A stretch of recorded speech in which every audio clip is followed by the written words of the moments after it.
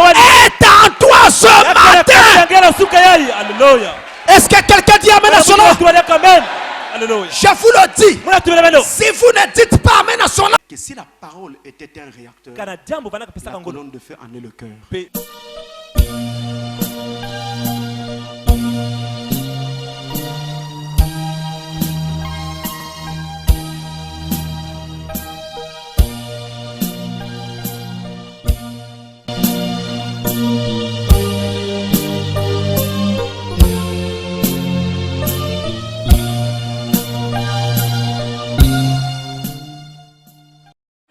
Oui, mon âme chante à toi, Dieu mon sauveur. Oh, my God. Et très bientôt, dans la douceur, oui, nous nous rencontrerons sur cette rive. Oui, bientôt, la douceur. Il a promis dans la parole, il a promis dans sa parole. Alléluia. Nous chanterons la douceur. Oh, nous nous rencontrerons sur cette rive bientôt, dans la douceur. Oh, nous nous rencontrerons. Oui, Guyana Yonane, Guyana Yonane,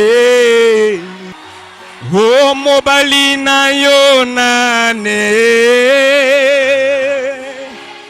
Mobalina Yonane, oh Mobalina Ngaesue. Hallelujah. Mobali nanga Yesue. Oh, amen.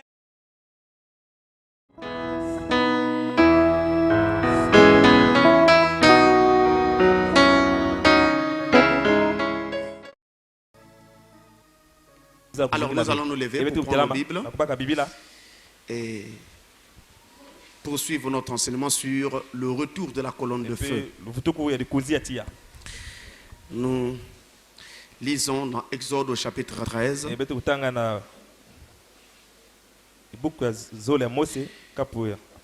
Exode 13, versets 21 à 22. Il est dit: L'Éternel allait devant eux le jour dans une colonne de nuée pour les guider dans leur chemin, et la nuit dans une colonne de feu pour les éclairer, afin qu'ils marchassent jour et nuit. La colonne de nuée ne se retirait point de devant le peuple pendant le jour, ni la colonne de feu pendant la nuit. Amen. Juste un mot de prière. Notre Père Céleste, alors que nous venons de faire la lecture de la parole, nous nous attendons présentement à toi. Donne-moi une résurrection temporaire et prends le contrôle de toutes choses. Au nom de Jésus-Christ, le Fils de Dieu. Amen. Merci, pouvez vous asseoir. Nous poursuivons notre étude sur le retour de la colonne de feu. Je vais prendre cela point après point. Je ne voudrais pas vraiment en donner un peu trop. À chaque réunion, je vais être obligé d'abréger pour permettre à chacun de saisir parfaitement ce que nous allons développer, afin que ça ne se perd pas dans votre esprit. Nous parlons donc du retour de la colonne de feu. Et nous avons montré dans notre étude passée que le retour de la colonne de feu est un des mystères qui devait être révélé et qui a été révélé en ce temps de la fin. L'un des mystères qui devait être révélé et qui a été révélé. Mais ce retour de la colonne de feu est à la fois un mystère et une prophétie. Un mystère et une promesse. Un mystère en ce qui concerne la colonne de feu elle-même. La colonne de feu est un mystère. Un mystère qui doit nous être dévoilé. Qui naturellement nous a été dévoilé en ce temps de l'enfant. Donc c'est un mystère. Mais c'est aussi une prophétie ou une promesse en ce qui concerne son retour. Puisqu'il est dit qu'elle doit revenir. J'attache beaucoup d'importance à cette leçon parce que je dois vous dire, mes frères, que si la parole de Dieu était un réacteur, alors comprenez que la colonne de feu est le cœur du réacteur. C'est pourquoi j'attache beaucoup d'importance à cette leçon. Si la parole de Dieu était un réacteur, alors la colonne de feu en est le cœur. Donc c'est à la fois un mystère et une prophétie. Un mystère parce que c'est une vérité qui doit être révélée.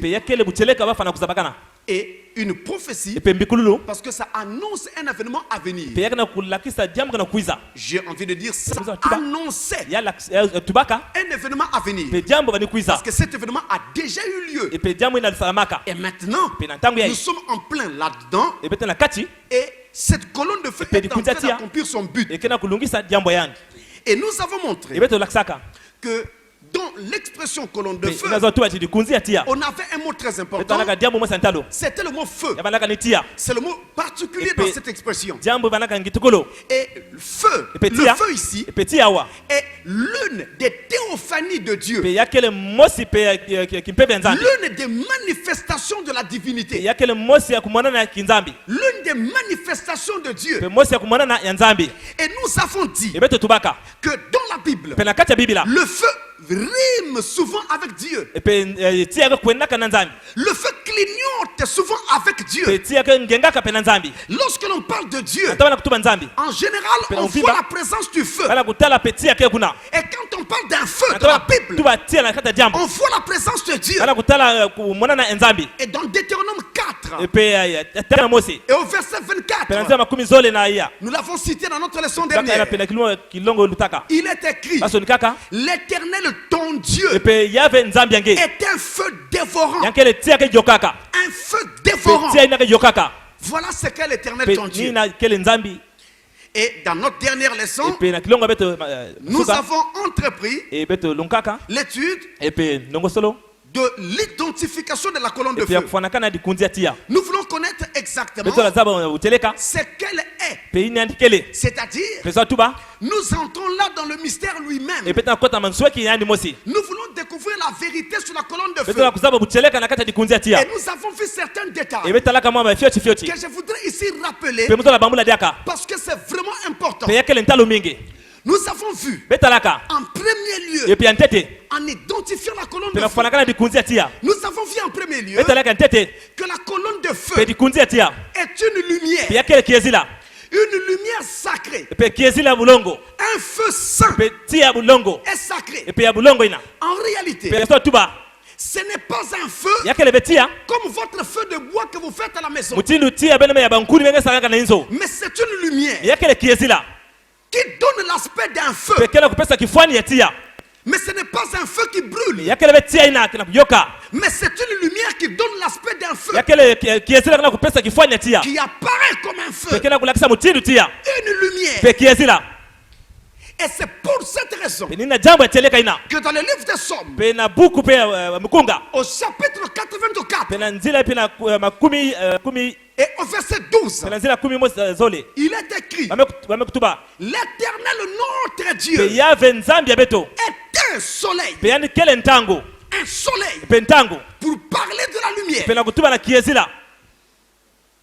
Dieu est comparé au soleil. Et nous disions, le soleil nous donne de la lumière.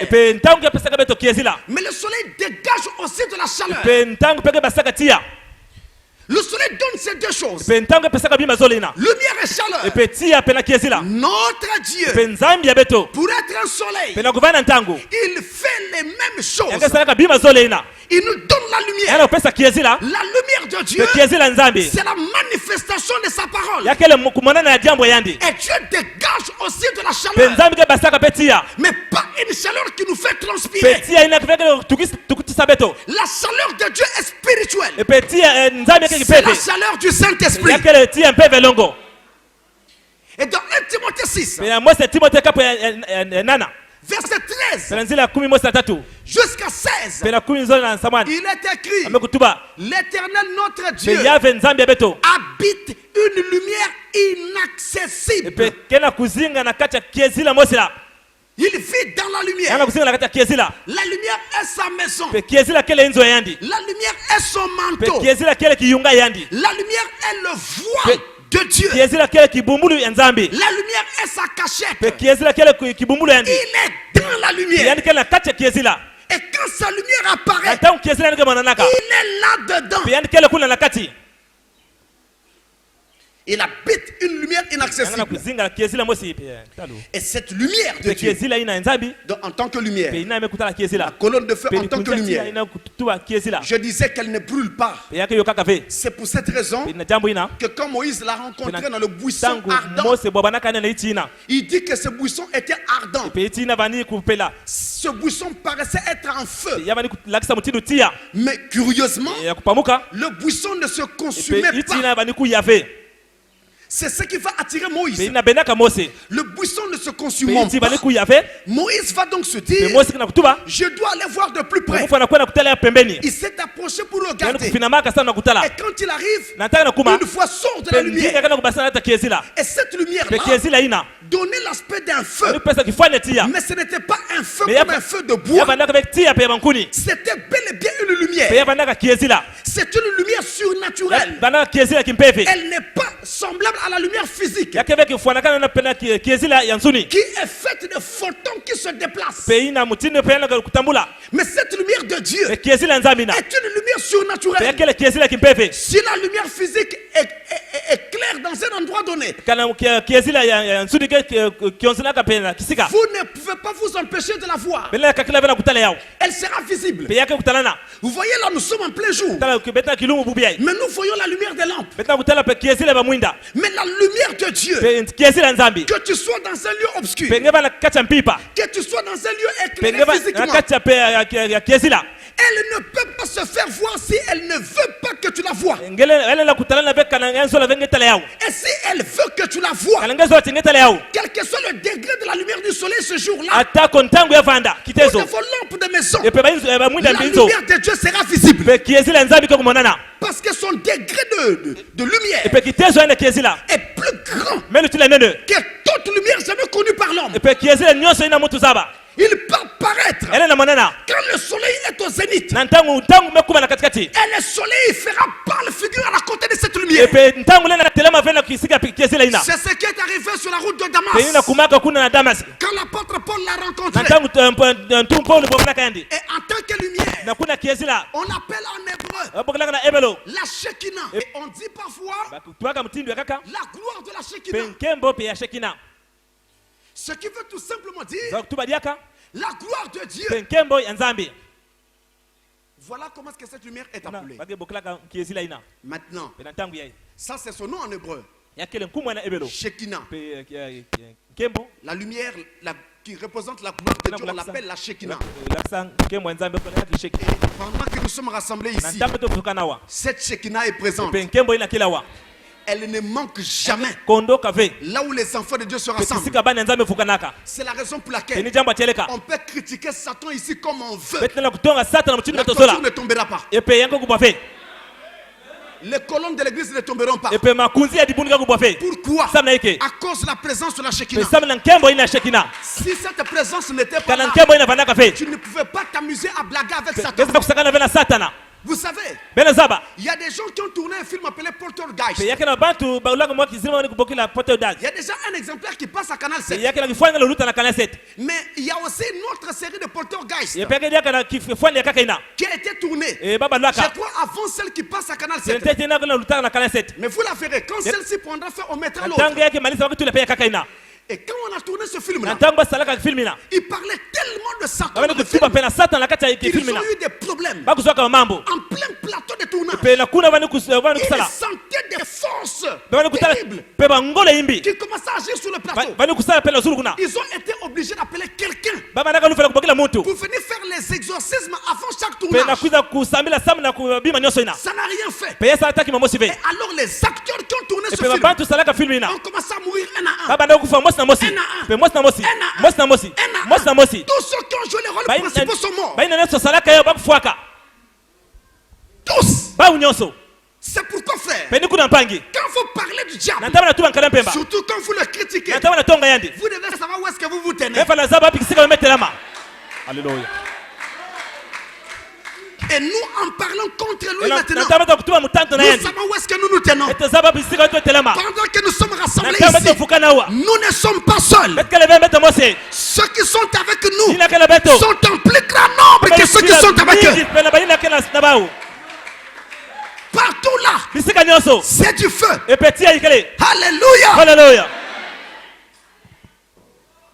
Cette gloire représente. Elle avait promis qu'elle sera toujours présente. Et maintenant, suivez-moi très bien. Parce que parfois vous lisez ces choses dans les brochures de Frère Branham. Et vous vous demandez parfois où est-ce que Frère Branham a trouvé tout ça. Non, moi je vous plonge dans la Bible. Comme ça, quand vous lirez ça dans le message, vous vous rendrez de plus en plus compte que Frère Branham n'a fait que dire la vérité. Alors regardez, cette lumière donc, on l'appelle la colonne de feu. On dit aussi la colonne de nuée. Et pour ces deux noms-là, nous avons un passage pour cela. Exode chapitre 13, verset 21. Dans ce passage, la colonne de feu est donc appelée sous son label, et elle est encore appelée colonne de nuée. C'est-à-dire, quand elle apparaît en plein jour, elle prend l'aspect d'une nuée. Et on l'appelle alors colonne de nuée. Et quand elle apparaît la nuit, elle prend l'aspect d'un feu. Et on l'appelle la colonne de feu. Mais c'est la même entité. C'est la même chose. Donc elle est appelée colonne de feu ou colonne de nuit. Exode 13, verset 21. On l'a encore appelé dans la Bible langue de feu. Langue de feu. Et ça, c'est lorsqu'elle prend la forme d'une simple langue. Donc un petit bout de lumière. Semblable à la taille de votre langue. De la langue qui est dans votre bouche. Et là, on l'appelle une langue de feu. Actes des Apôtres, chapitre 2, verset 3. C'est là que nous trouvons cette expression. Et maintenant, lorsque nous lisons le même acte 2, verset 3, dans la version Darby, non plus dans la version Louis II, mais dans la version Darby, nous voyons que il est bien précisé que quand ces langues apparurent aux apôtres, elles étaient séparées les unes des autres. Elles étaient divisées. On prend bien ça, on exprime bien cette expression. Divisées.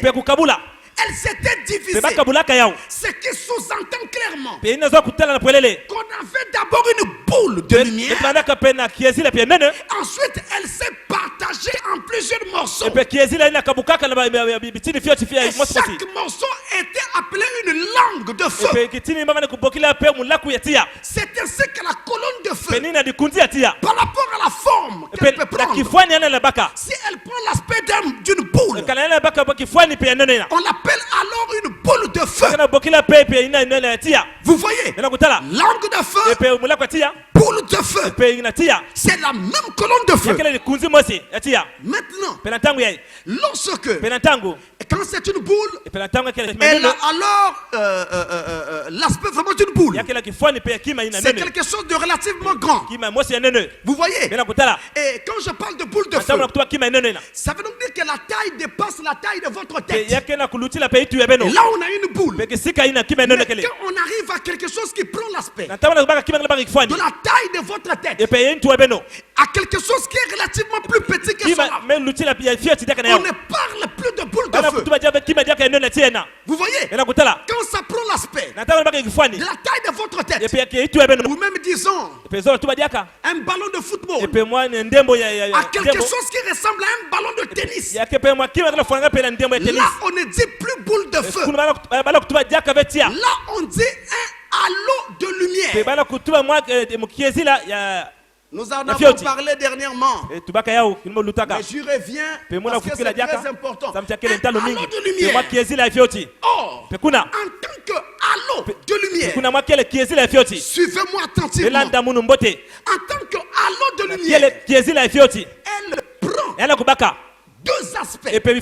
Soit l'aspect d'une petite boule, comme je l'ai dit, de la taille variable, semblable à un ballon de football, à une balle de tennis par exemple, ou même à une balle qu'on met dans les jeux de les baby-foot. Vous voyez, là on a cette forme de boule, mais une boule petite. Elle prend donc la forme, cette forme-là.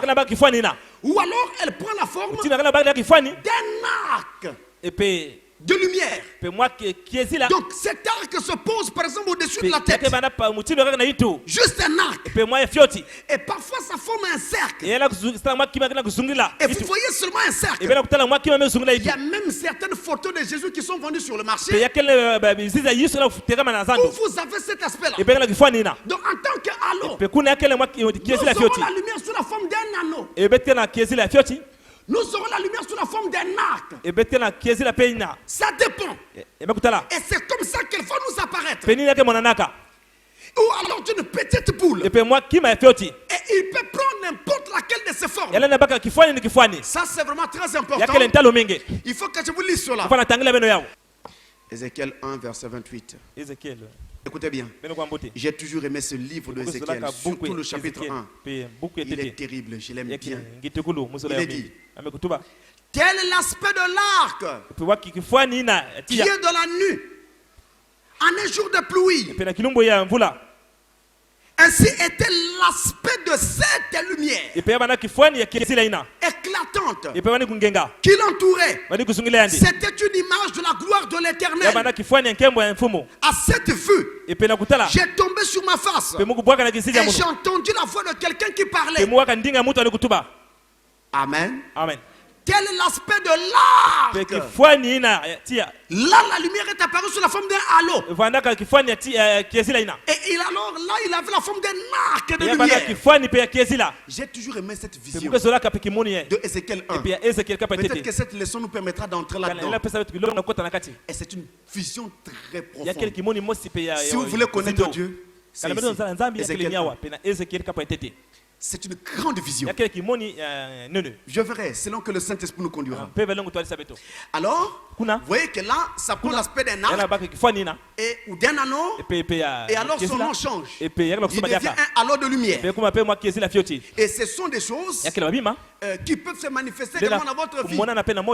Parfois, il prend la forme juste d'un croissant de lune. Vous voyez, d'un croissant de lune. Sous cette forme-là, il est toujours un halo de lumière. Sous cette forme-là. Et nous avons encore ceci. Lorsque cette lumière apparaît, elle apparaît aussi parfois sous la forme d'une gerbe. Vous voyez, une gerbe de lumière.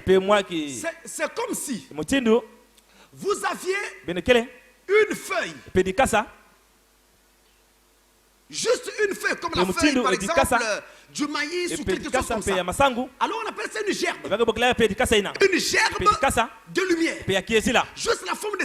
Elle prend à propos de cette forme-là. Alors que quand elle apparaît, apparaît sous la forme d'une colonne de feu. Elle est comme ça. Vous voyez? Elle est comme ça. Là, c'est la colonne de feu. Mais ici, nous avons là une gerbe de lumière. Et dans cette gerbe-là, on peut avoir cet aspect. On peut aussi avoir cet aspect. C'est comme si elle était liée quelque part en botte. Et vous avez comme un faisceau de lumière. C'est comme s'il y avait quelqu'un qui tenait cela ici. Et qui l'agitait de part et d'autre. Là, on a une gerbe de lumière. Et dans cette gerbe de lumière, regardez bien, vous avez des contours extérieurs. Maintenant, à l'intérieur, vous avez comme des raies lumineux. Comme des raies à l'intérieur. Et là, vous avez votre gerbe de lumière. Ézéchiel chapitre 1, verset 4. C'est là que cette lumière est appelée sous la forme de gerbe. Comme nous sommes dans Ézéchiel 1, on peut lire cela. Ézéchiel 1, verset 4. Je regardais. Et voici, il vint du septentrion, un vent impétueux, une grosse nuée. Vous voyez? Et une gerbe de feu qui répandait de tous côtés une lumière éclatante, au centre de laquelle brillait comme de l'airain poli, sortant du milieu du feu. Vous voyez ici, quand on parle de grosses nuées, ça nous ramène à notre boule, notre boule de feu. Le feu quand c'est la nuit, et la nuée quand c'est le jour.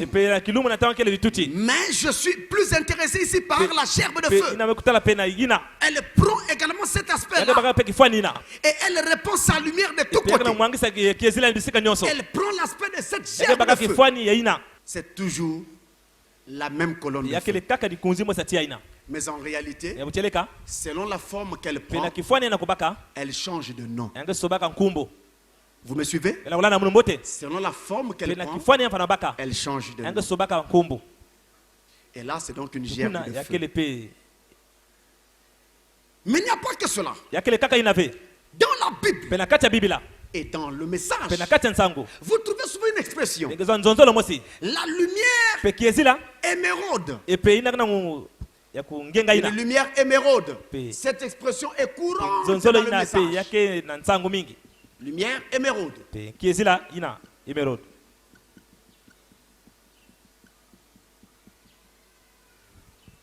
Cette lumière émeraude, parfois, au lieu de dire lumière émeraude, on parle directement de l'émeraude.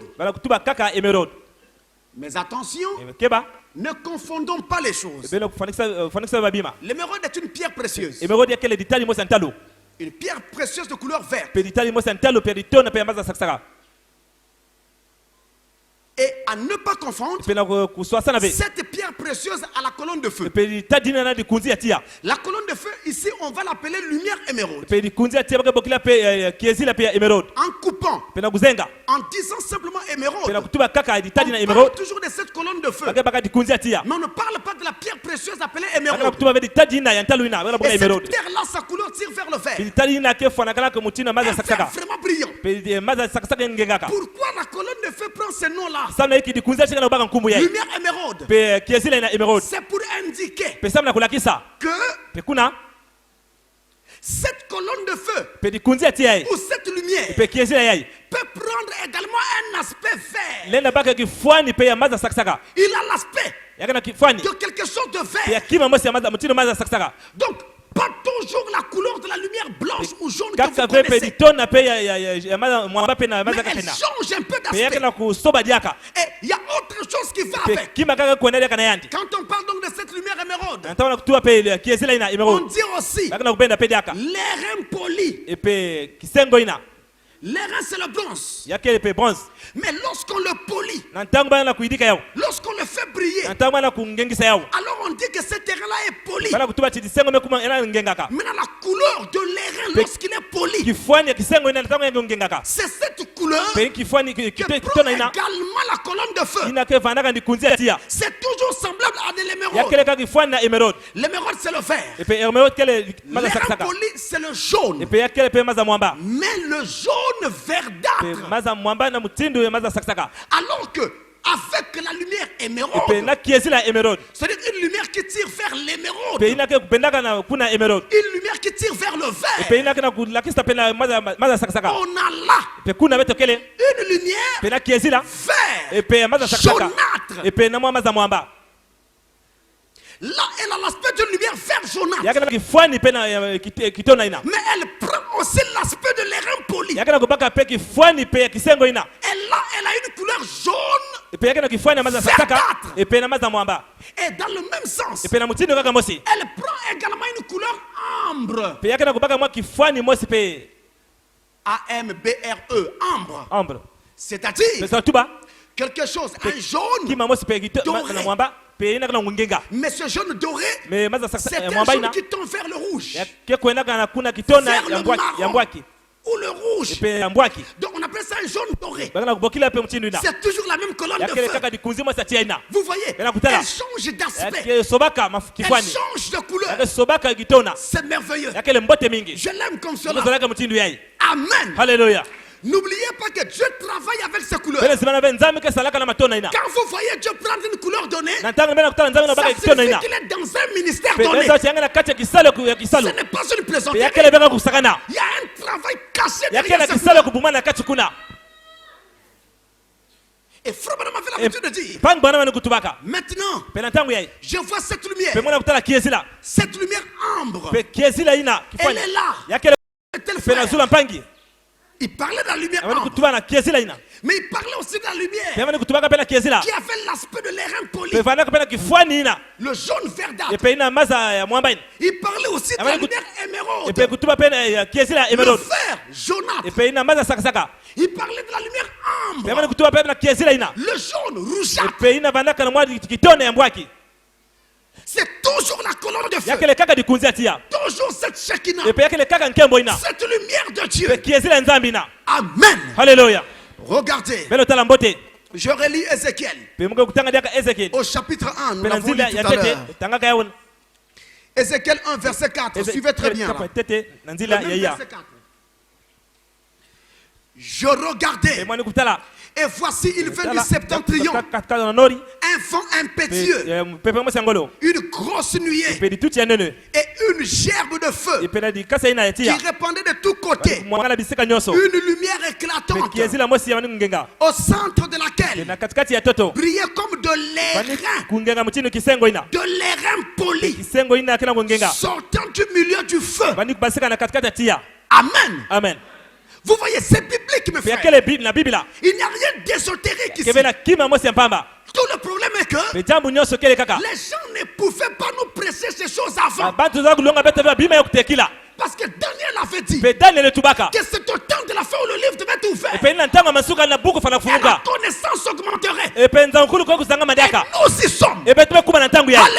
Alléluia. C'est le jour de la vérité à présent. Et c'est le jour de l'épouse. Avant d'avancer, il y a quelque chose que ce passage mentionne. Si je passe, je risquerais de l'oublier. Écoutez bien. Nous sommes sur la lumière émeraude. L'airain poli. Regardez ce qui se passe. L'apôtre nous dit, je vais faire ça ici. Ah, j'ai une colonne de feu ici. Voilà. L'apôtre dit, plutôt, Ézéchiel dit, il dit, j'ai vu une lumière au centre de cette lumière, briller comme de l'airain poli. Voilà notre colonne de feu. À l'intérieur, il y a comme un noyau. Ce noyau-là, c'est celui-là qui ressemble à de l'airain poli. Donc, le cœur de la colonne de feu. Mais les bords ne sont pas obligés d'avoir cette couleur. Les bords peuvent être jaune verdâtre, jaune rougeâtre, ainsi de suite. Mais le cœur, il y a un noyau, il y a un cœur. Et ce cœur-là est occupé par quelque chose. Vous allez découvrir dans la suite de la leçon qu'il y a quelque chose qui vit dedans. Donc si elle apparaît ici, regardez, si vous avez la possibilité, regardez-la bien, vous verrez qu'en fait, au centre, ça paraît plus brillant. Mais ça peut prendre n'importe quelle couleur. Jaune verdâtre, jaune rougeâtre, n'importe quelle couleur. Au centre, il y a quelque chose. Amen. C'est toujours la colonne de feu. Maintenant, cette colonne de feu, finalement, est aussi appelée l'arc-en-ciel.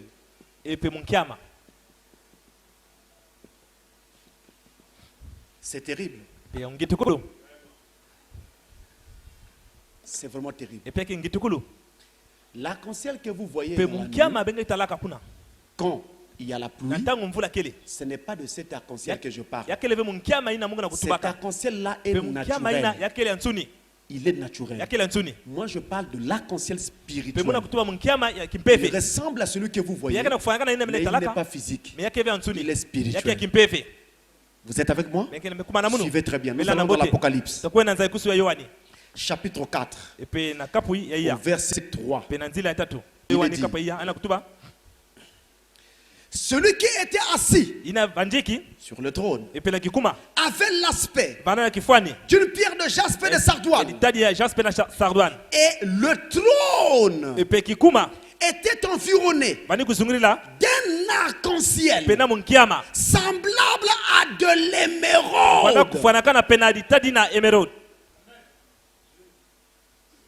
Vous voyez, l'arc-en-ciel c'est une lumière. Mais cette lumière-là de l'arc-en-ciel était semblable à de l'émeraude. Donc ça tirait vers le vert jaunâtre. En d'autres termes, c'était brillant. Bon, c'est pas le mot qu'il faut. On doit plutôt dire que ça luisait. Parce que normalement la lumière de Dieu ne brille pas, mais elle luit. Vous voyez, c'est que différent des phares que peut donner un véhicule, ça brille. Mais pas la lumière de Dieu. Ainsi nous savons ça. Ça s'appelle encore l'arc-en-ciel. Or, dans l'arc-en-ciel, vous avez 7 couleurs. Et l'arc-en-ciel elle-même, ou lui-même, il vient de quoi? Il vient de la décomposition de la lumière blanche. N'est-ce pas? C'est la décomposition de la lumière blanche qui vous donne l'arc-en-ciel. Ce spectre-là. Amen. Alléluia.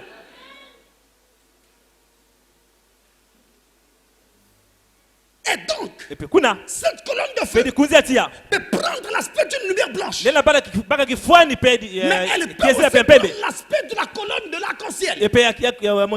Dans l'arc-en-ciel, vous avez 7 couleurs. Et je voudrais vous dire que la lumière de Dieu peut prendre n'importe laquelle de 7 couleurs. Vous voyez maintenant, ça peut apparaître comme du rouge, ça peut apparaître comme du jaune. Si ça apparaît comme du rouge, en tout cas, ça sera vraiment l'aspect d'un feu. Ça peut être violet. Il peut prendre n'importe laquelle des 7 couleurs de l'arc-en-ciel. C'est la même personne. C'est la même entité. C'est la même chose. L'arc-en-ciel et la colonne de feu. Et je dois vous dire, pendant que nous sommes rassemblés ici, il y a un arc-en-ciel qui nous entoure. Chaque fois que les enfants de Dieu sont rassemblés, Dieu descend. Mais sous l'aspect d'un arc-en-ciel, il les encercle. Nous sommes dans une zone de sécurité. Dans l'arc-en-ciel. Et l'arc-en-ciel est également le type de la communion fraternelle. Vous voyez, et quand il nous encercle comme ceci, nous sommes en pleine communion fraternelle autour de la parole de Dieu. Donc il prend également cette forme. Et dans Apocalypse 10, laissez-moi vous lire ceci. Apocalypse 10, verset 1. Et je vis un autre ange puissant qui descendait du ciel, enveloppé d'une nuée. Au-dessus de sa tête était l'arc-en-ciel. Et son visage était comme le soleil. Et ses pieds comme des colonnes de feu. En tout cas, la description est parlante. Aucun ange ne peut avoir cet aspect. Aucun être humain ne peut prendre cet aspect. Il n'y a que Dieu seul qui peut apparaître ici. Et l'homme qui est présenté ici, c'est le Seigneur Jésus-Christ. Amen. Il a un arc-en-ciel au-dessus de sa tête. Et qu'est-ce qu'il va faire? De la suite du passage, il est dit, il va poser un pied sur la mer et un pied sur la terre. Et il va rugir comme rugit un lion. Mais avec l'arc-en-ciel au-dessus de sa tête. Vous voyez, il a fait une nuée au-dessus de sa tête. Il était enveloppé de la nuée. En d'autres termes, il était dans la nuée. Vous y êtes? Donc cette colonne de feu prend cet aspect-là. Et là, nous ne sommes que sur l'aspect lumière. Montrons que la colonne de feu est une lumière. Cette lumière-là peut prendre toutes ces différentes appellations. Halo de lumière, boule de feu, langue de feu, ainsi de suite. Lumière émeraude, airain poli, arc-en-ciel. C'est toujours la même lumière. Et là, c'est toujours l'arc-en-ciel en tant que lumière. Nous avons également vu que l'arc-en-ciel, que la colonne de feu est aussi, en dehors du fait qu'elle soit la lumière, elle est aussi le logos. Le logos qui était sorti de Dieu. La parole qui sortit de Dieu. Et nous avons démontré cela. Jean chapitre 1, verset 1 et verset 14. Au commencement était la parole. Et la parole était avec Dieu. Et la parole était Dieu. Et si on continue sur verset 4, tout ce qui a été fait par elle. Et rien de ce qui a été fait n'a été fait sans elle. En elle était la vie. Et la vie était la lumière des hommes. Au verset 14. Et la parole a été faite chair. Elle habitait parmi nous. Et nous avons contemplé sa gloire. Comme la gloire du Fils unique venu du Père. Vous voyez, cette parole était d'abord dans le grand Elohim. Et quand le grand Elohim voulut se rendre visible, spirituellement encore, il se concentra et se condensa dans une forme appelée Logos. La colonne de feu. Et tous les autres attributs de Dieu entrèrent dans le Logos. Entrèrent dans la parole pour soutenir le Logos dans son travail. C'est pourquoi il est dit, tout ce qui a été fait a été fait par elle. Et rien de ce qui a été fait n'a été fait sans elle. Elle qui? La parole. Quelle parole? Le Logos. En d'autres termes, la colonne de feu. Alléluia. Toi, tu as été créé par la colonne de feu. Toi aussi, par la colonne de feu. Le monde qui nous entoure, par la colonne de feu. C'est la colonne de feu qui a tout créé. Et si vous voulez le savoir, il y a une partie de la colonne de feu dans chaque œuvre de la création. Il y a une partie de feu en toi. Je peux pousser. Il y a du feu en toi. Il y a de la lumière en toi. Frère Branham dit, la raison pour laquelle quand vous allez à l'hôpital, on peut vous faire un examen au rayon X. C'est parce que dans l'être humain, il y a de la lumière. Le rayon X ne fabrique pas de lumière. Ça y est, dans l'être humain. Ils n'ont fait que tirer cette application-là. C'est comme ça qu'on peut vous faire un examen. Au rayon X. Quand un être humain vient sur la terre, il est né avec 4 rayons de lumière. 4. Et au fur et à mesure que vous grandissez, un rayon s'éteint. Le premier s'éteint autour de 25 ans. Vous avancez encore, 30, 40, un autre s'éteint. Vous avancez, un troisième s'éteint. Un être humain ne peut pas mourir avant que le 4e rayon ne se soit éteint. Si vous êtes encore en vie, c'est qu'encore peut-être un ou deux encore allumés. Alléluia. Il y a encore un ou deux rayons actifs en vous. Mais ça vient de Dieu. La science vous dira qu'il y a de la lumière cosmique dans l'être humain. Oui, mais qui a fait le cosmos?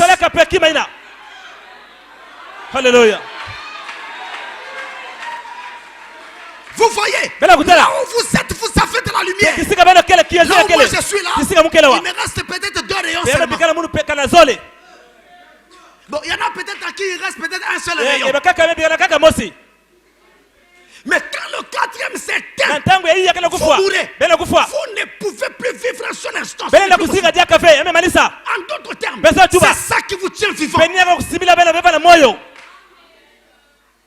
Vous voyez, mystère. En d'autres termes, tu es quelqu'un consiste à éteindre ces 4 lumières de sa vie. Mais ces lumières sont cosmiques et surnaturelles. On ne peut pas y toucher facilement. Donc tout ce que Dieu a fait, il y a quelque chose de Dieu dedans. Vous me posez la question. Moi, je voulais pour moi passer, mais je sens la question nette. Pasteur, d'où est-ce que tu tiens tout ça? Je vais vous montrer une évidence. La science nous a montré que la matière est faite d'un assemblage de molécules. Les molécules rassemblées forment donc un tissu. Et les tissus forment donc les organes. Les organes, ainsi de suite. Vous avez des appareils. Ok. Et les appareils rassemblés, vous avez tout un être. Donc l'être, en descendant, vous avez l'être. Les appareils, les organes, les tissus, n'est-ce pas? Au niveau des tissus, vous avez donc des cellules. Les cellules, vous avez les molécules. Vous descendez plus bas. Dans les molécules, vous avez les atomes. Nous arrivons à l'atome. Déjà, l'atome n'est pas visible à l'œil, n'est-ce pas? La Bible dit que tout ce qui a été fait n'a pas été fait de choses visibles. Ça a été fait par l'invisible. La colonne de feu est invisible. Donc nous sommes dans l'atome. L'atome ne se voit pas avec les yeux. Il faut utiliser les microscopes. À l'intérieur de l'atome, il y a donc un noyau et il y a des électrons qui gravitent autour du noyau. Mais rentrons dans le noyau. Quand on rentre dans le noyau, la science dit, là on rentre dans le monde subatomique. Donc le plus profond de l'atome. Et là-bas, nous allons donc trouver des protons et des neutrons. Mais il n'y a pas que ça. C'est ce qu'on vous enseignait à l'école jusqu'ici. Mais la science a découvert qu'il y a encore environ 200 éléments qui vivent là-dedans, mais qui n'arrivent pas à maîtriser, parce qu'il y a des éléments qui ne vivent que le temps d'un instant, c'est-à-dire le temps qu'il apparaît, il meurt aussi, et un autre doit être brisé. Donc c'est terrible, et c'est cet enchevêtrement, cette complexité de toutes ces choses invisibles qui fait ce que vous êtes. Vous comprenez maintenant que si vous descendez plus loin, derrière, vous arrivez à l'esprit. C'est-à-dire qu'il y a un esprit dans tout ce qui est matière. Ne soyez pas étonnés qu'il y ait de la lumière en vous. Mais la raison pour laquelle Dieu a voulu mettre plusieurs rayons, c'est pour votre vie. C'est-à-dire que chaque rayon détermine une période de votre vie. Quand vous allez de 0 à 20 ans, il y a une lumière qui brille et qui doit soutenir votre vie. Quand vous passez les 25 ans, cette première lumière doit s'éteindre. Cette première phase est passée. Et vous constaterez même que vous n'avez plus la même virilité. Au fur et à mesure qu'on avance sur la vie. Mais oui, on n'a plus la même énergie. On n'a plus la même lumière. On n'a plus la même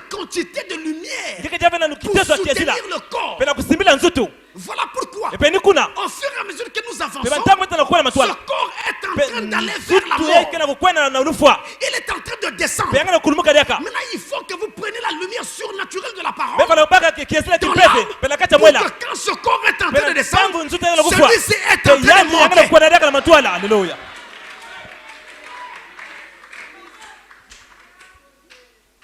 Voilà votre colonne de feu. Il s'appelle encore le Logos. En troisième lieu, nous avons vu qu'il est aussi le Saint-Esprit. Acte 2, verset 1 à 4. Une boule de feu apparut aux apôtres le jour de la Pentecôte. Elle se sépara en plusieurs morceaux, en plusieurs portions. Et ces portions avaient la forme de langues de feu qui se posèrent sur chacun d'eux. C'était donc le Saint-Esprit qui le reçut. Mais il le reçut sous la forme de langue de feu. Ce qui montre que la colonne de feu est bel et bien le Saint-Esprit. Celui que vous appelez Saint-Esprit s'appelle aussi colonne de feu. Celui que vous appelez colonne de feu s'appelle aussi Saint-Esprit. Voilà la vérité. Mais maintenant, il y a un autre point. Et c'est celui sur lequel je voudrais parler. Ensuite, je vais m'arrêter. C'est que la colonne de feu n'est pas seulement une lumière. Elle n'est pas seulement que le Logos. Elle n'est pas que le Saint-Esprit. Elle est aussi l'onction. Quand l'onction descend, c'est la colonne de feu qui descend. Elle est l'onction. C'est le quatrième point d'identification de la colonne de feu. La colonne de feu est une onction. Amen. Amen. Écoutez bien. Je prends le prophète dans la brochure. La brochure La colonne de feu, prêché le 9 mai 53. Je donne la date, vous savez pourquoi? Il y en a d'autres. Il y a d'autres prédications qui portent le même titre. Donc 9 mai 53, le paragraphe 20. Suivez très bien. Très bien. Il dit ceci. Il dit, maintenant, lorsqu'il fit sortir du désert les enfants d'Israël dans le désert, il les conduisait par une colonne de feu. Est-ce juste? La Bible dit que oui. Et il allait au devant d'eux. Cela, c'était l'onction. Le Saint-Esprit, Christ, qui allait au devant des enfants d'Israël. Est-ce que c'est clair? La colonne de feu, c'est le Saint-Esprit. La colonne de feu, c'est Christ. Mais la colonne de feu, c'est aussi l'onction. Vous comprenez? Quand l'onction tombe sur moi, quand ça tombe sur toi, c'est la colonne de feu qui te saisit. Mais qu'est-ce que l'onction? Je ne voudrais pas que vous sortez d'ici avec votre propre idée de l'onction. Parce que les gens pensent que si l'onction est sur vous, alors vous devez trembler comme les pentecôtistes. Ah, donc il est sous l'onction. Parfois tu n'es pas sous l'onction. La bière peut aussi faire ça.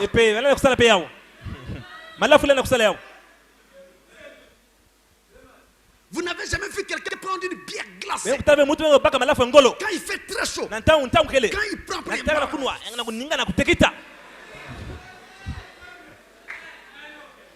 vous voyez? Vous allez dire qu'il est sous l'onction.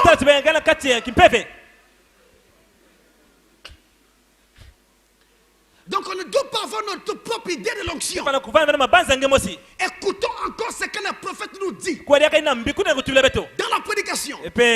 Pourquoi les gens sont si ballottés? Amen. Alléluia. Parce que notez ceci. Je crois aux manifestations pentecôtistes de Dieu. Je crois à l'expérience pentecôtiste. Mais notez que la Pentecôte n'est pas une dénomination. La Pentecôte véritable c'est une expérience. Et je ne suis pas pentecôtiste.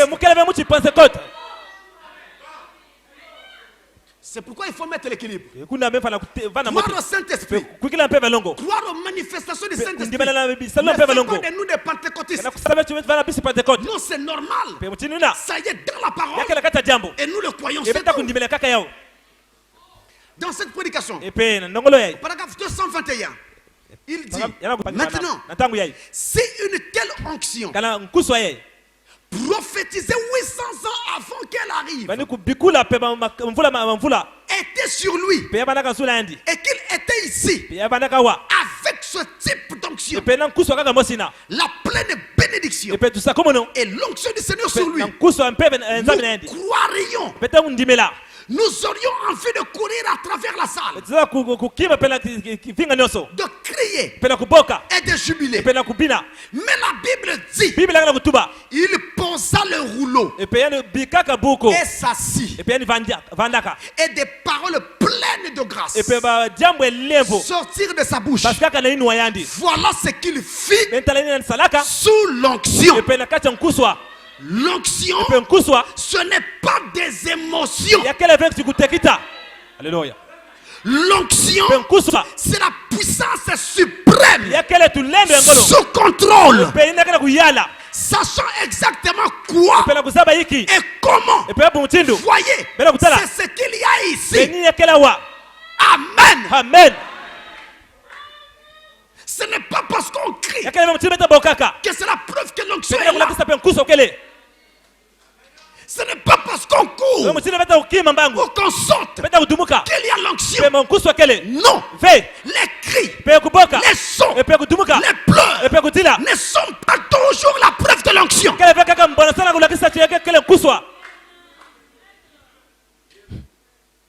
Non, mes frères. Mais et pourtant, l'onction aussi peut faire cela. Et l'onction le fait aussi. Mais ce n'est pas précisément cela l'onction. L'onction de Dieu, c'est la présence de Dieu qui descend sur vous et qui vous prend sous contrôle. À partir de l'instant où il vous prend sous contrôle, il vous fait faire ce que vous n'auriez pas pu faire en temps normal. Par exemple, il peut vous faire pleurer devant tout le monde. Vous êtes parfois directeur.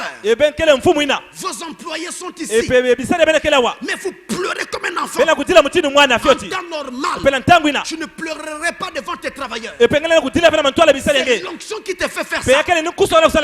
Vous voyez, il peut te prendre. Il te fait danser en esprit dans toute la salle. En temps normal, tu ne ferais pas ça. Comment saurez-vous que c'est l'onction? Prenons le cas de la danse en esprit. Quelqu'un saute et se met à danser en esprit. C'est très bien. Si c'est l'onction, vous verrez que si la musique s'arrête, la danse continue. Là c'est Dieu. Là c'est l'onction. Mais si la musique s'arrête, votre danse aussi s'arrête. Ça ce n'est pas l'onction.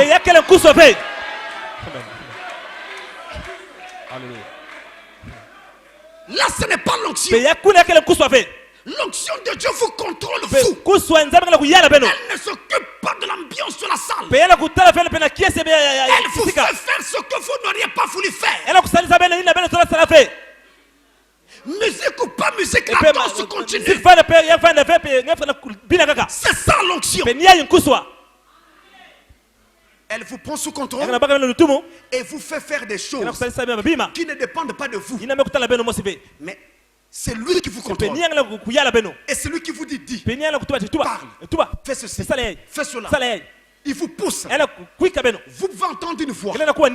Vous pouvez vous sentir conduit, poussé. Mais c'est toujours lui.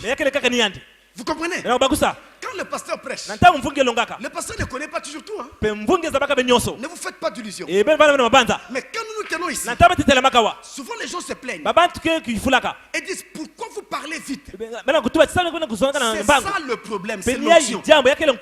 Parce qu'au moment où vous parlez, il y a un flot de pensées qui descend. Pour les rattraper toutes, on est obligé d'aller vite pour ne rien perdre. Mais avec l'expérience, nous savons également mettre de côté certaines choses qui viennent pour les aborder dans d'autres leçons. C'est ça le problème. Paul a dit, je prierai en esprit, mais je prierai aussi avec l'intelligence. Je chanterai en esprit, mais je chanterai aussi avec l'intelligence. Ainsi nous pouvons dire, je prêcherai en esprit, mais je prêcherai aussi avec intelligence. Alléluia. Voilà ce que c'est l'onction.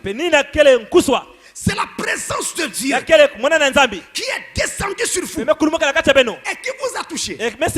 Notez encore ceci. Quand l'onction descend, ça ne veut pas forcément dire que vous êtes sauvé. Amen. L'onction, quand elle tombe, elle peut s'arrêter au niveau de ta chair. Et nous ferons les tremblements de terre. Tu peux trembler. Tu peux rouler. Parce que l'onction t'a touché.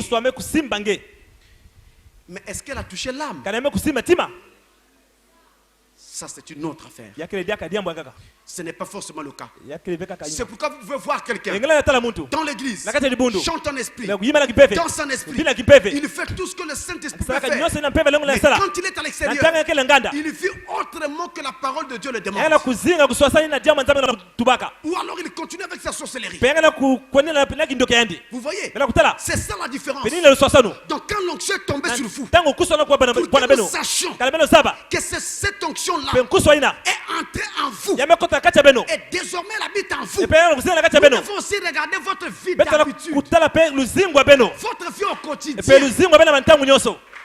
Votre vie au quotidien révélera la position de l'onction dans votre vie. Est-ce au niveau de la chair? Est-ce au niveau de l'esprit humain? Ou est-ce au niveau de l'âme? Mais ce qui sauve, c'est la présence de l'onction dans l'âme. Et là, l'onction entre dans l'âme. Quand vous pouvez dire Amen à chaque parole de Dieu. Croire chaque parole, vivre chaque parole de Dieu vous donne le droit de recevoir l'onction. Le Saint-Esprit. Alors voilà donc l'onction. C'est aussi le Saint-Esprit.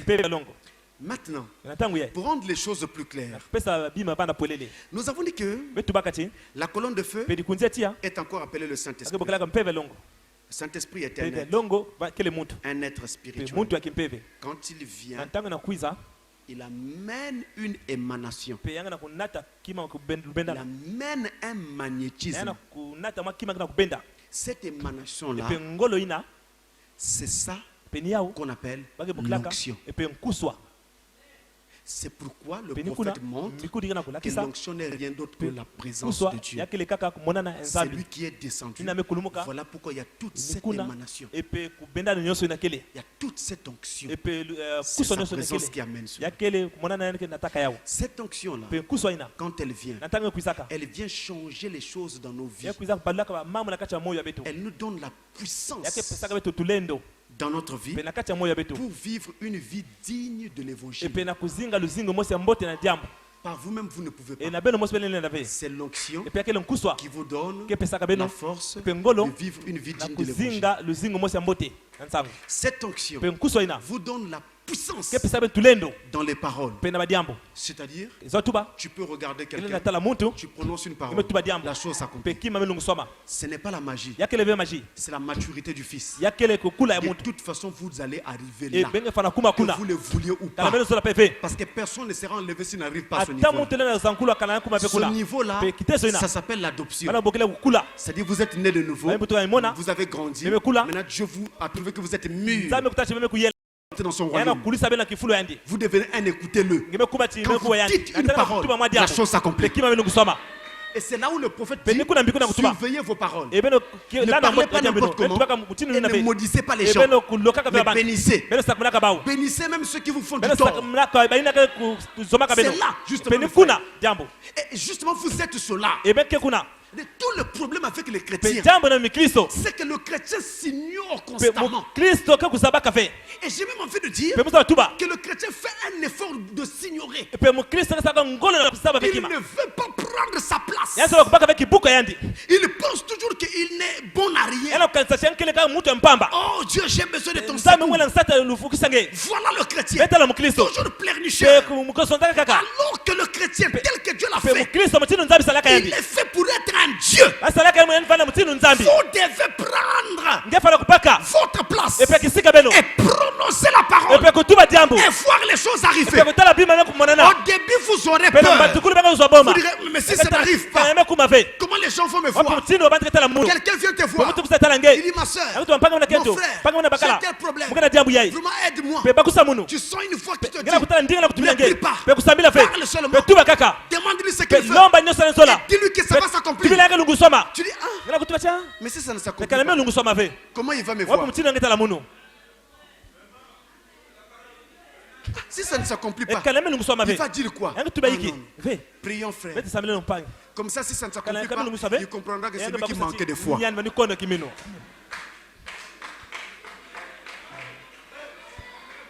Voilà ce qui nous ramène toujours en arrière.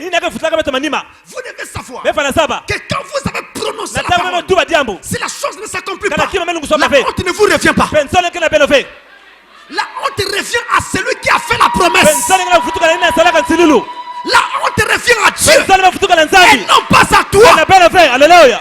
Tu ne fais qu'appliquer la promesse. Si ça ne s'accomplit pas, c'est pas ton affaire à toi. De la même manière, si ça s'accomplit, ce n'est pas aussi ton affaire à toi.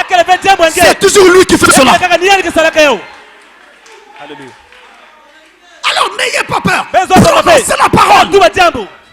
Vous verrez seulement que une fois ça ne s'est pas accompli. Deuxième fois, ça s'accomplit. On dirait que ça marche. Une autre occasion se présente. Là maintenant le courage vient. Frère, qu'est-ce que tu fais faire? Dieu va faire.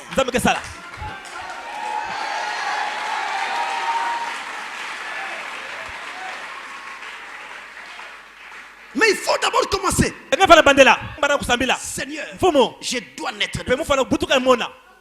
J'ai dit, je dois naître de nouveau. En tout cas, cette année ne doit pas passer. Je dois naître. Quand je prends la décision, la même semaine, j'arrive à l'église. On est en train de prêcher. On commence à prêcher sur la nouvelle naissance. Ça tombe très bien. Je vais écouter pour savoir ce que c'est. Et quand j'ai sorti du culte, je partais prier. Seigneur, je veux naître de nouveau. Là, nous sommes en 1990. Et alors un jour, pendant cette cérémonie, cette séance d'enseignement sur la nouvelle naissance, il y avait eu un culte fort ce jour. Frère, je ne sais pas ce qui s'est passé.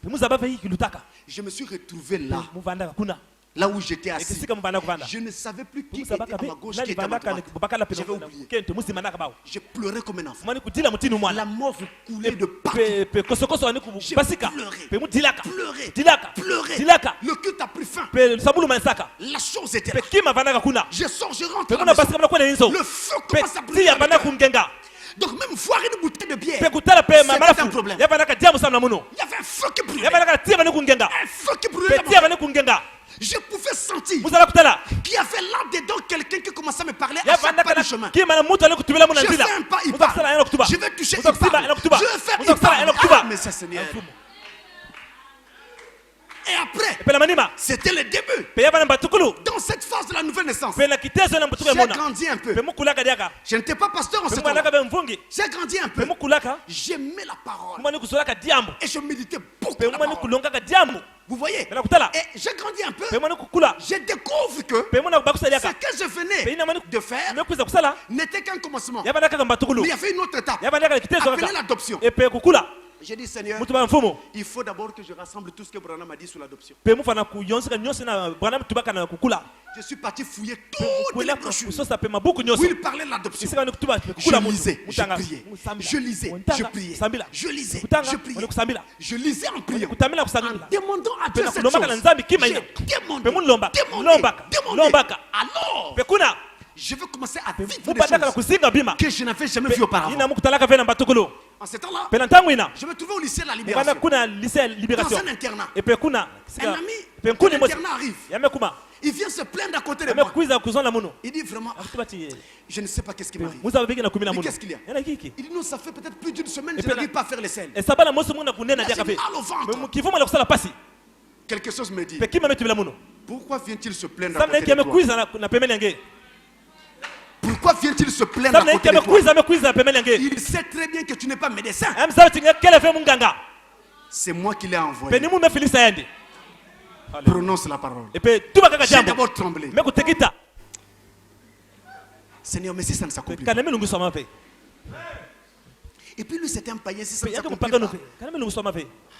J'ai d'abord hésité. Je vous dis la vérité. Je ne vais pas mentir, j'ai hésité un moment. Il dit oui, mais ça c'est quand même une voix qui me parle. Bon, essayons. Je lui pose la question. Mais en fait, qu'est-ce que tu souhaites? Mais qu'est-ce que je souhaite d'autre? Je veux me libérer, c'est tout. Je vais te libérer. Vas-y, cela est déjà fait. Il me regarde. Il n'a pas parlé. Il s'est seulement tué. Quelques temps après, pendant qu'on finit de parler, il me quitte. Dès qu'il a quitté là où j'étais, le ventre a commencé à attaquer. Couru aux toilettes. Il arrive là-bas, tout est parti. Le voilà qui revient. Il dit, je ne sais pas, maintenant je suis soulagé. Lui, il était content, moi j'étais étonné. Vous comprenez? Et le Seigneur a commencé à faire chose après chose. Chose après chose. Chose après chose. À tel point que, avec le temps, et avec l'expérience, maintenant je sais comment m'y prendre. Vous voyez, je ne peux pas dire à quelqu'un, va et fait, sans attendre de savoir que c'est lui qui le fait. Parce que mes frères, on ne fabrique pas les choses, ça n'arrivera pas. Dieu a plusieurs façons d'opérer. Il peut travailler par la prière. Il peut travailler par la parole parlée. Mais pour le cas qui est devant toi, qu'est-ce qu'il veut? Il doit te le dire. Ou tu dois le sentir. Mais notez qu'il faut mettre la peur de côté. Si vous n'essayez pas, vous n'arriverez pas. Tout le monde crie et parle du troisième poule. Le troisième poule viendra. Nous allons prononcer la parole. Je ne prononcerai pas. Tu dois commencer à prononcer maintenant pour prononcer quand ça sert. Donc ne négligez pas ces choses, mes frères. C'est maintenant le temps de l'entraînement. Parce que dans la phase du troisième poule, ça ne sera plus l'entraînement. Ça sera la guerre. La guerre contre l'Antichrist. Quand tu vas parler, il faut que ça arrive. Sinon tu seras tué. Parce que les premiers moments de la tribulation, les 40 premiers jours, nous serons sur la terre. Quand on va t'attraper, quand tu n'auras plus rien à manger, comment feras-tu pour manger? On ne va plus essayer en ce temps-là. C'est maintenant qu'il faut essayer et voir les résultats, s'habituer à ça, être entraîné à ça. Et alors en ce moment-là, vous saurez pratiquer cela. C'est ça le but maintenant, frère. Surveillez la foi qui parle dans votre cœur. Quand il te dit que pour ce cas ici, parle. Demande, en général, il dit, demande-lui qu'est-ce qu'il veut. Tu sens seulement quelque chose qui te dit. Demande-lui qu'est-ce qu'il veut.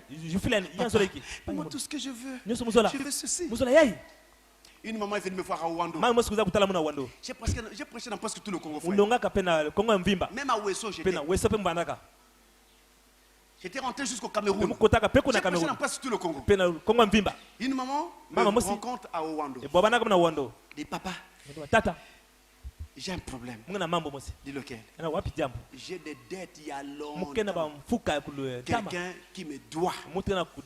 Mais vraiment, il n'a jamais payé. Quand je vais le voir, il me fait des histoires, ça fait des années. Mais vraiment, papa, j'ai besoin de cet argent.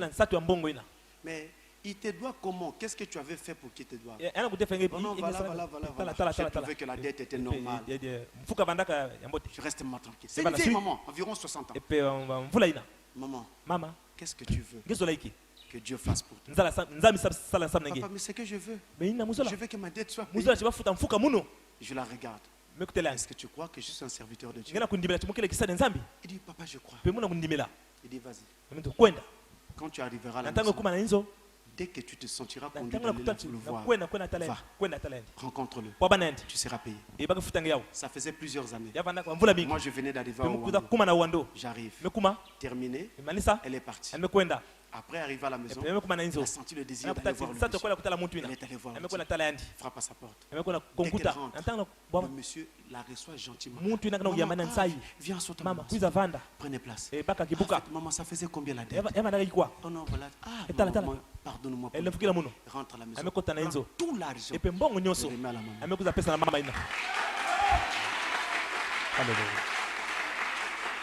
C'est ce que Dieu fait. Je vous ai dit tout à l'heure que si la parole était un réacteur, la colonne de feu en est le cœur. Vous comprenez? Je vous dis, c'est ça qui fait la force. La colonne de feu. Tout le problème est de savoir où est-ce que vous êtes. Donc cette colonne de feu amène la puissance dans les paroles. Amène aussi la puissance dans les prières. C'est-à-dire, vous allez voir à un moment donné, vous arrivez à un point où, quand vous priez, même pour une petite affaire, il n'y a plus l'ombre d'un doute dans votre cœur. Vous priez sur Seigneur notre Dieu, j'ai besoin de ceci. Au nom de Jésus. Amen. Mais ton cœur ne te dit pas est-ce que ça va arriver. C'est-à-dire que même si le cœur le disait, il n'y a plus rien qui menace ça. La foi domine tout. Et ce niveau-là est un niveau fondamental. Oh mes frères, c'est là que Dieu est en train de nous conduire. Et quand on arrive là, on arrive à ce qu'on appelle la foi parfaite. La colonne de feu appuie tout ça. Tu parles, la chose arrive. Tu pries, la chose se fait. Oui. C'est là que Dieu nous amène. Vous amène. Vous ne devez pas parler de Dieu, du pasteur, de Dieu qui a travaillé au temps de Frère Branham. Le Dieu qui a travaillé avec Moïse. En quoi est-il utile pour moi aujourd'hui? S'il n'est pas le même Dieu comme au temps de Moïse, s'il ne fait pas les mêmes choses qu'à l'époque de Moïse, en quoi me sera-t-il utile? Si un peintre faisait la peinture d'un feu sur un mur, un jour de grand hiver, est-ce que la peinture d'un feu peut te réchauffer? On ne peut pas se réchauffer devant la peinture d'un feu. On doit avoir un réel feu. Et nous avons besoin d'un réel Dieu. Chacun doit dire comme disaient les Hébreux, mon Dieu m'a dit. Mon Dieu me conduit. Mon Dieu. Chacun doit s'approprier Dieu. Vous ne devez plus dire notre Dieu, mais dites mon Dieu. Est-ce que chacun dit Amen? Alléluia. Il est votre Dieu, votre Père, votre Dieu à vous, votre Père à vous.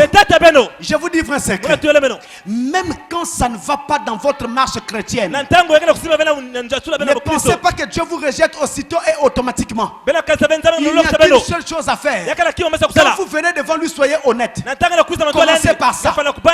Dieu notre Père, regarde, avant qu'on ne commence, je te dis d'abord que ça et ça dans ma vie, ça ne tient pas. Et tu connais pourquoi. Et pardonne-moi et aide-moi.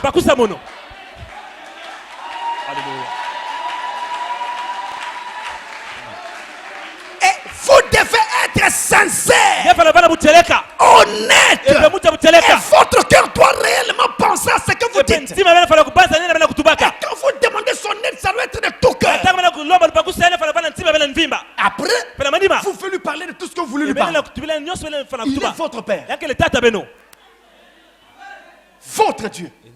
Et la colonne de feu amène la puissance dans les paroles, dans les prières, dans la vie digne de l'évangile.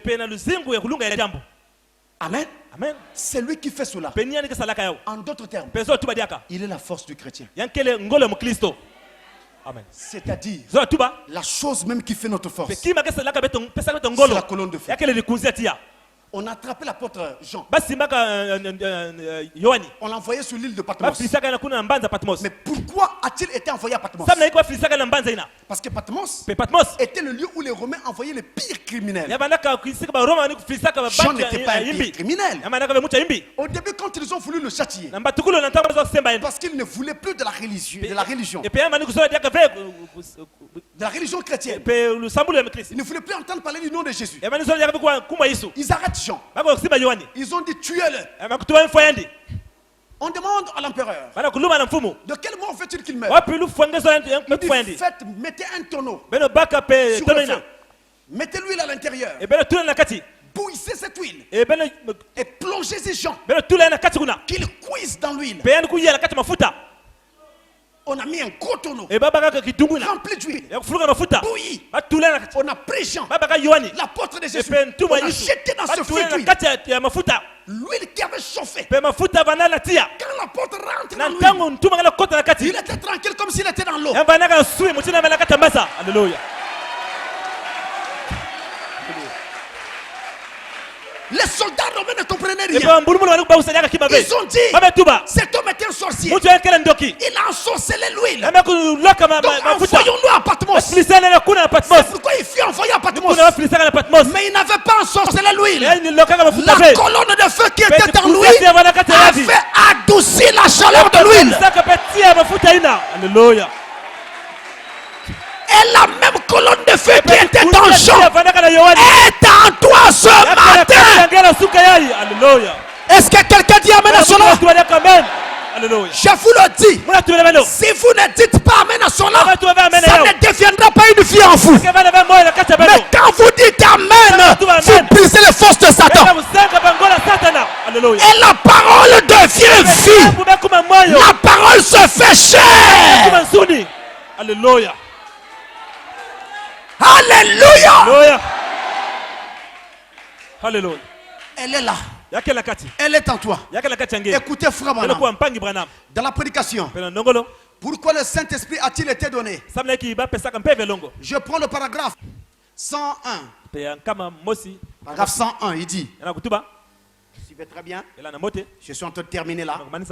Il dit, tant que Dieu a un peuple, que Dieu a une église, Dieu a le Saint-Esprit qui l'accompagne.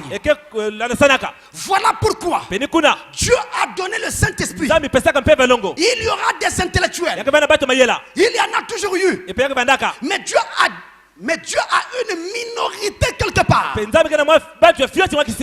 une petite église qui continuera à avancer avec le baptême du Saint-Esprit pour revendiquer la lumière.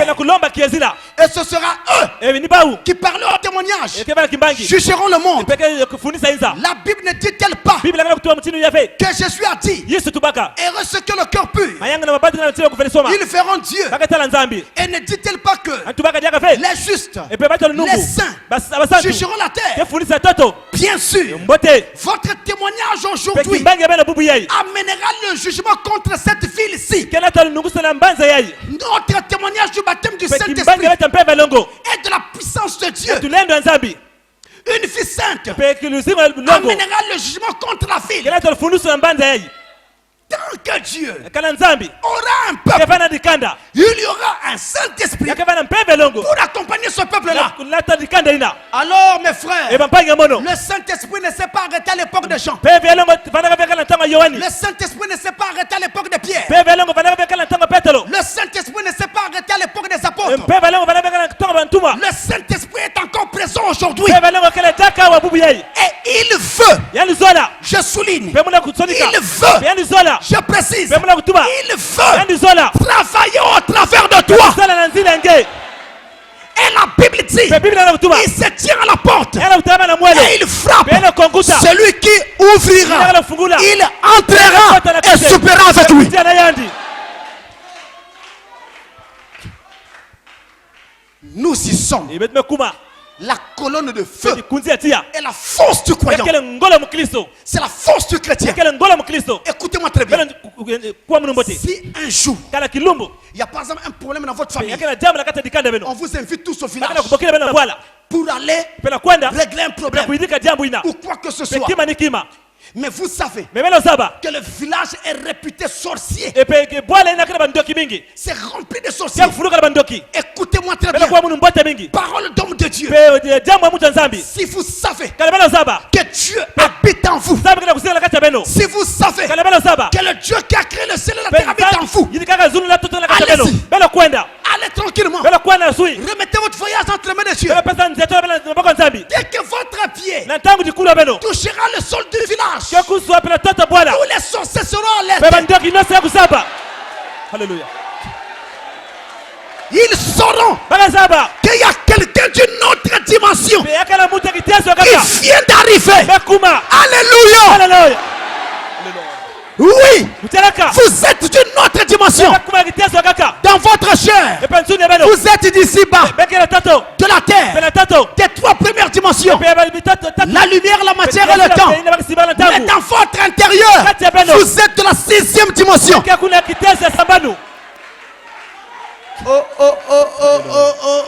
Vous allez plus loin, plus haut, plus haut que les féticheurs, les marabouts, les francs-maçons, les gens des sciences occultes, les roses chrétiens. Vous êtes plus haut que cela. Ça vous étonne?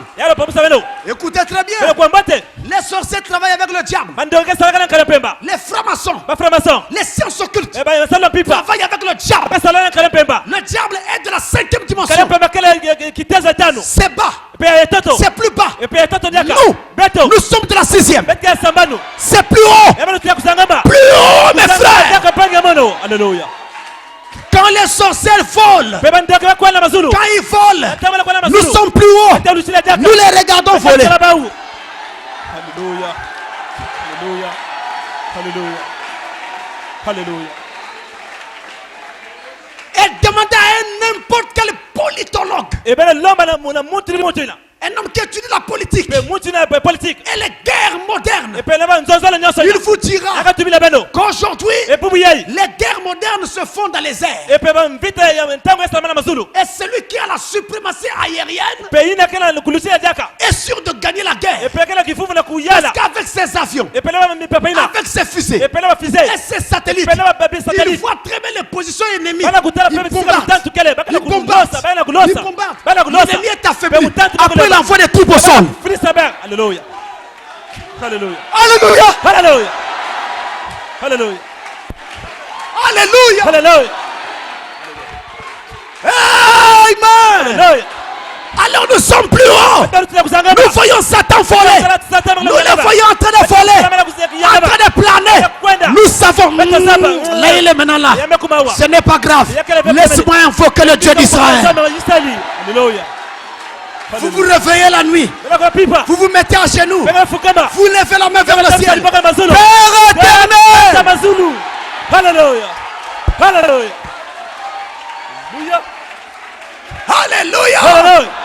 Vous appelez le chef d'état-major, le général en chef de l'armée des chrétiens. Il a 7 étoiles. Il s'appelle Jéhovah Sabaoth. Alléluia. L'éternel des armées, c'est Jésus-Christ. Et je peux vous dire, Jésus n'a jamais échoué devant une bataille. Jésus n'a jamais échoué. Aujourd'hui, il n'échouera pas. Si hier, il n'a pas échoué, aujourd'hui il n'échouera pas. Alléluia. Alléluia. Alléluia. Alléluia. Alors croyez-moi, vous n'avez rien à craindre.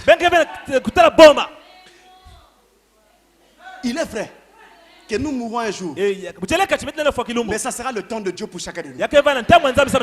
Ça sera selon la volonté de Dieu pour chacun de nous. Mais si ce n'est qu'à cause des histoires que le diable fait à gauche à droite, c'est vraiment difficile.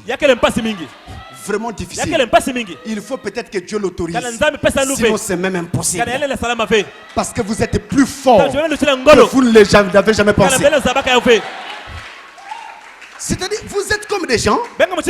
Voilà l'affaire des chrétiens. Ils sont comme des gens qui ont entre les mains des armes, mais dont ils ne connaissent pas la puissance. Et ils se disent, devant les problèmes là, je ne sais pas qu'est-ce qu'il faut faire. Mais frère, tout est dans la Bible. Je vous donne un exemple. Vous avez affaire à quelqu'un qui est fâché. Un jour comme ça, quelqu'un qui est fâché.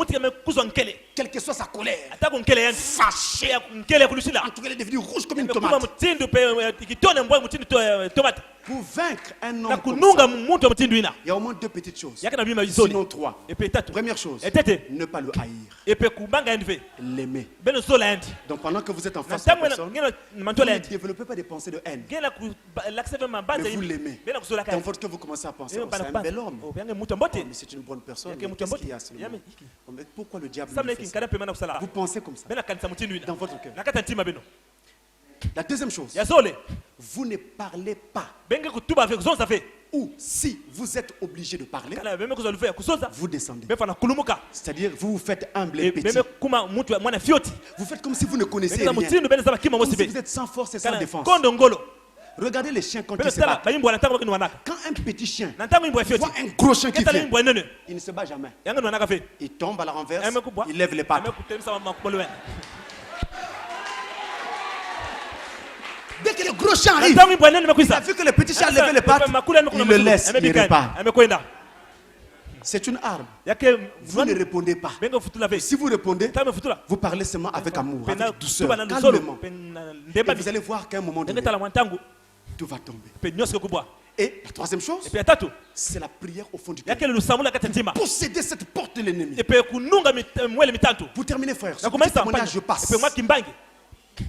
Je suis parti prêcher dans un village. Le pasteur qui était dans ce village-là est à Pointe-Noire, il connaît. Pendant que j'en parle, il peut se rappeler. Dans ce village-là, j'arrive. Il y avait une brebis qui était récalcitrante dans cette église. C'était l'interprète de l'église. Il avait divorcé avec sa femme parce que sa mère ne voulait pas de ce mariage. Donc il a abandonné. Il y avait eu des problèmes. Le problème de fond, c'était sa mère. Moi, je ne savais pas. Je venais d'arriver au village. Je ne connaissais personne. J'arrive.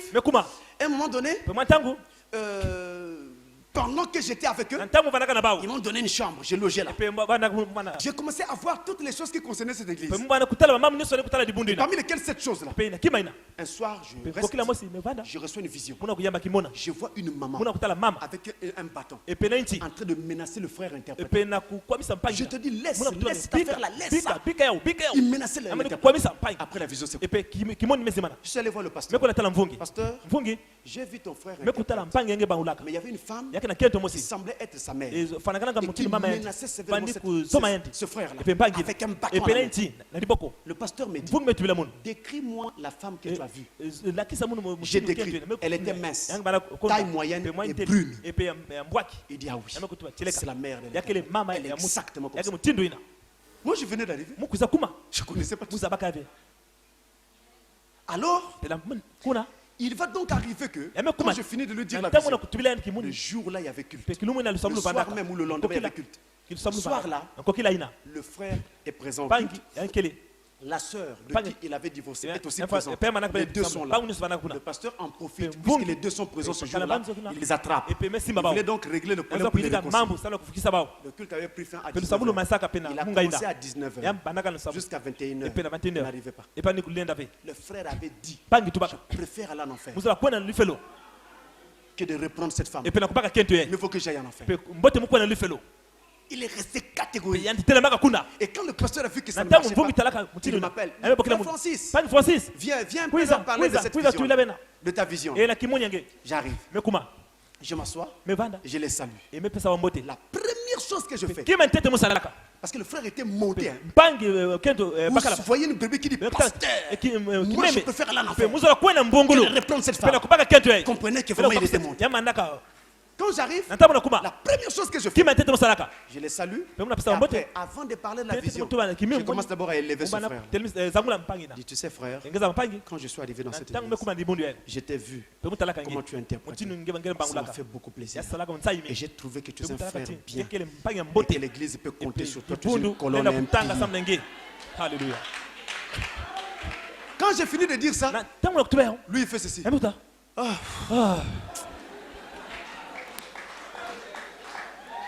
Après, il ajoute, les pasteurs là, quelqu'un ne fait plus pour lui de quelque chose, vous allez vous le convaincre. Je savais que le but était rentré. J'ai maintenant pris la vision. J'ai bombardé, j'ai exhorté. Le soir même, ils se sont rassemblés.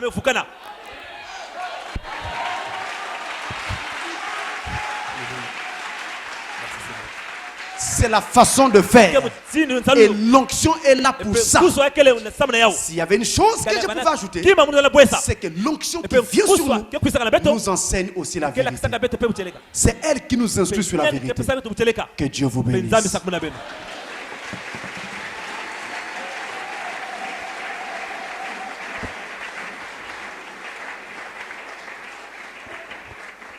C'est maintenant qu'il faut prendre position. C'est maintenant qu'il faut prendre position pour ce que vous êtes réellement. C'est maintenant qu'il faut prendre position.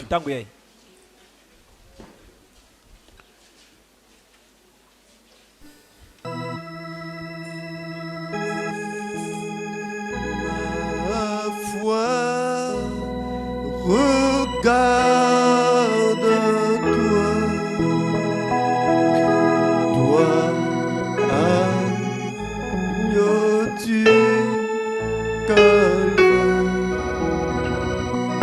Que chacun se mette à Dieu en prière. Ne laissez plus le diable vous ramener en arrière. Ne laissez plus le diable vous ramener en arrière.